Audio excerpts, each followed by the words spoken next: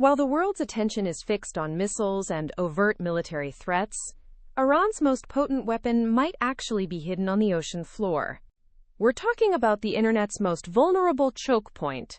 Think about it. Every email you send, every video you stream, every financial transaction you make, it all travels through these thin submarine cables. These digital lifelines, often no thicker than a garden hose, are just lying there on the seabed.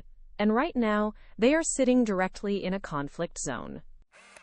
For decades, global security conversations were dominated by energy security, like oil and gas. But here's the modern twist. Our digital infrastructure has become just as critical, if not more so.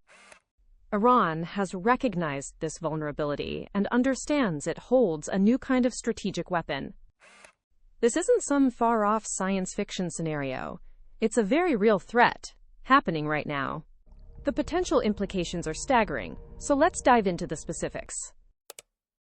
Moving from the big picture, let's get specific about which cables are at risk. The Strait of Hormuz alone, a critical choke point, is home to 4 major submarine cables, with over 20 passing through the region. And these aren't just for casual browsing or social media. They are the very arteries of global commerce. Take the Tata-TGN Gulf Cable, for instance. It's one of India's primary connections to the global internet. If that one cable were severed, India could lose vital connectivity to international financial markets and cloud services. The risk is so pronounced that even major tech companies are taking notice. Meta, Facebook's parent company, actually suspended its massive 2 Africa Pearls cable project in the Persian Gulf, declaring force majeure because the danger was simply too high. This goes far beyond just slowing down your internet. Tech giants like Google, Microsoft, and Amazon have invested billions of dollars in data centers and infrastructure throughout the Gulf region. Without these cables, those colossal investments could become virtually worthless overnight. So, what actually happens if one of these vital links gets hit? This brings us to a scenario that keeps network engineers awake at night. And it's far from hypothetical. Just this year, in 2024, a cargo vessel in the Red Sea accidentally severed 3 submarine cables. The repairs took a staggering 6 months, primarily because specialized cable repair ships couldn't safely enter the area due to regional conflicts. Now, imagine that same situation in the Strait of Hormuz, but amplified. The water there is much shallower, which makes the cables even more exposed and vulnerable to damage. And critically, unlike the Red Sea incident, Hormuz is an active military conflict zone, meaning repair ships simply will not risk entering. This means a single, well-placed sea mine could trigger months of complete digital blackouts for entire regions. The domino effect would be brutal. Data traffic between Europe and Asia would have to be rerouted, causing massive congestion and slowdowns globally. Financial systems would face severe disruptions, and the economic damage wouldn't be in the millions, but in the billions of dollars per day. And here is the truly terrifying part. Iran is fully aware of this vulnerability. They have the capability and they understand the leverage it gives them. This is where geopolitics becomes both fascinating and, frankly, a little terrifying.